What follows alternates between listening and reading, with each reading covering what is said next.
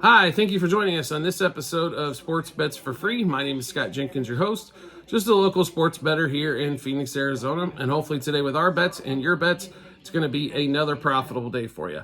College football week 4 and NFL week 3 Thursday night games. So we're just going to do Thursday and Friday college and NFL games. So we've got a total of 4 games for you in college, 1 game in the pros.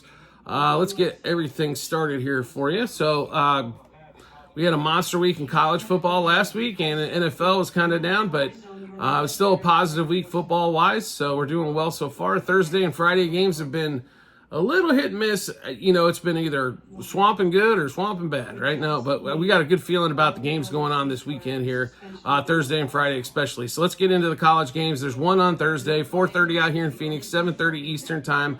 Appalachian State, App State at home against South Alabama. South Alabama just put up 84 points on Sisters of the Poor. They're a 7-point dog in this one. Now, South Alabama also got beat by teams like UTSA and have gotten beat up here. App State, a 7-point home favorite, which they should be. In this one, we'll give you all the plays we've got here. So we're going to take Appalachian State minus 2.5 first quarter, minus 4.5 first half, and minus 7 for the game. One more time, App State minus 2.5 first quarter, 4.5 first half, and 7 for the game. Next game up, 4:30 on Friday out here in Phoenix, 7:30 Eastern time. We got Syracuse and Stanford. This line's starting to move already. Stanford, welcome to the ACC. Here's the Syracuse opponent for you, and you're in the Carrier Dome to boot. Syracuse with Kyle McCord, the Ohio State quarterback transfer, has looked really good on offense compared to previous seasons. They're a 9-point favorite, total at 57.5 in this one. We do like some plays in this one. Syracuse minus 2.5 in the first quarter, minus 5.5 in the first half, and minus 8.5 for the games where we got it. Once again, Syracuse minus 2.5 first quarter, 5.5 first half, and 8.5 for the game. Next game up, 5 o'clock out here in Phoenix, 8 o'clock Eastern time. We got Illinois, Nebraska in Lincoln. Nebraska currently around an 8-point favorite, 43-point total. This could be a pretty low-scoring game. It would not surprise me if we see something in the teens, or Nebraska maybe getting to win in this game like 20-10. Wouldn't shock me. Nebraska's defense obviously played really good against Colorado, has played pretty well so far this season. The freshman sensation Raiola's played pretty well. A little bit bigger test here going against another big team in Illinois, a team with some size. A team that beat Kansas at home. Of course, Kansas has struggled a little bit, but Illinois has looked pretty good so far. But we do like Nebraska here. I think Raiola gets this thing done, to be really honest. But on there, I just think Nebraska's got just maybe a little bit too much for them. And being at home on a Friday night, not a easy place to play either. So let's give you all the bets in this one. Nebraska minus 1.5 first quarter, minus 4.5 first half, minus 8 for the game. One more time, Nebraska minus 1.5 first quarter, minus 4.5 first half, and minus 8 for the game. Then we get to the 7 o'clock out here in Phoenix game, 10 o'clock Eastern time. This game's, we still might play this game. We have not played it yet. Washington State at home, 12-point favorite, roughly 56 total. Man, I honestly think like this thing, they might win this thing by 3 touchdowns. San Jose State has played pretty well so far this season, though, so wouldn't shock me if they could keep the game close. I really realistically think, though, Washington State gets this thing done, but we have not played it yet. We would be leaning to the side here of Washington State. You might want to check those Google Sheets out that we've mentioned before as we come back to that. All right, now let's get into the Thursday night football for the NFL, shall we? Jets at home against the Patriots, 5:15 out here in Phoenix, 8:15 Eastern time. Jets favored by 6 at home, total of 38.5. Money line right around Jets, minus 270, which they should be. I mean, they're better than the Patriots. This is a home game. This is a game the Jets have to win. Jets have not looked fantastic on offense so far. Max point, they put up 24 points has been the max, but compared to what they did last season, of course, everybody's in love with the 1-1 Jets as they beat the Titans. I will say this, the defense does not look as dominant as it did last year, does it? I mean, I know it's only been 2 games. Everybody's kind of getting the kinks worked out. I hate the fact that Jets didn't play didn't play none of their starters in preseason. So, a couple times, guys might look a little bit rusty. Offensively, Breece Hall still looks like a stud. There's no question there. Garrett Wilson seems to get touches and early, or touches in a bunch in a row, and then all of a sudden they forget about him for a while. It's nice to see Tyler Conklin getting the ball a few times from Aaron Rodgers. Rodgers always loves the tight ends. Rodgers has looked okay.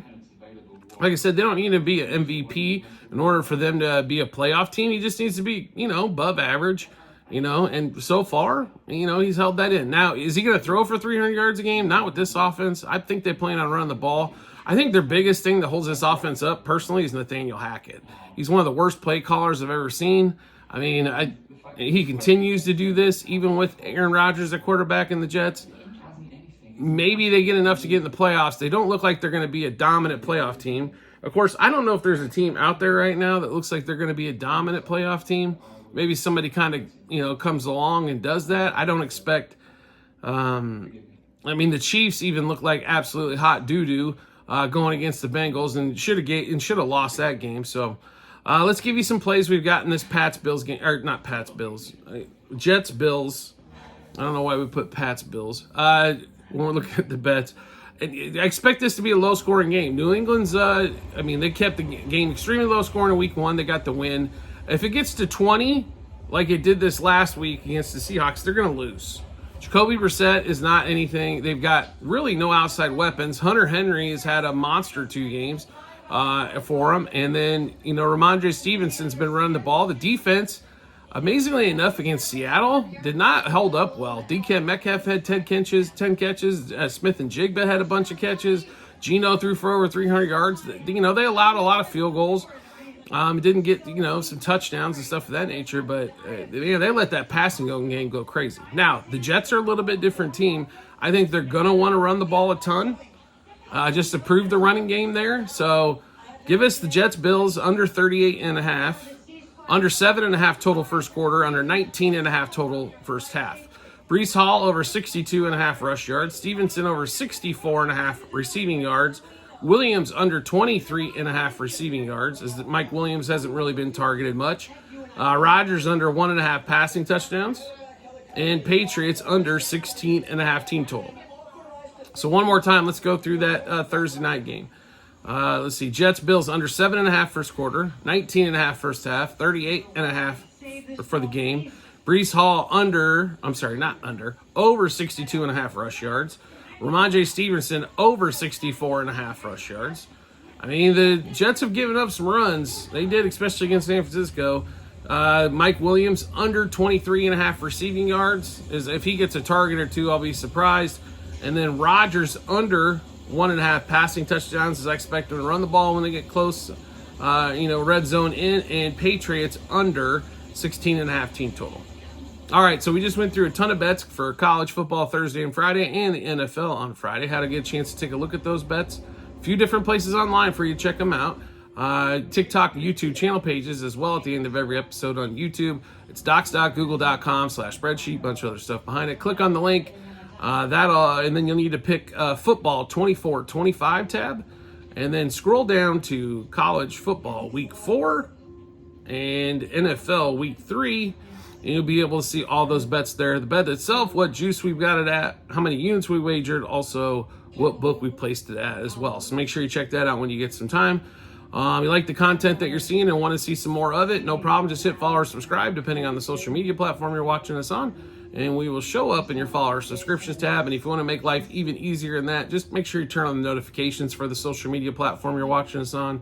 You'll get a notification sent to your phone or device to let you know Sports Bets for Free has dropped a new episode of bets. Give you plenty of time to match those up with your bets and give you the ton of confidence you need heading to the betting app or betting window.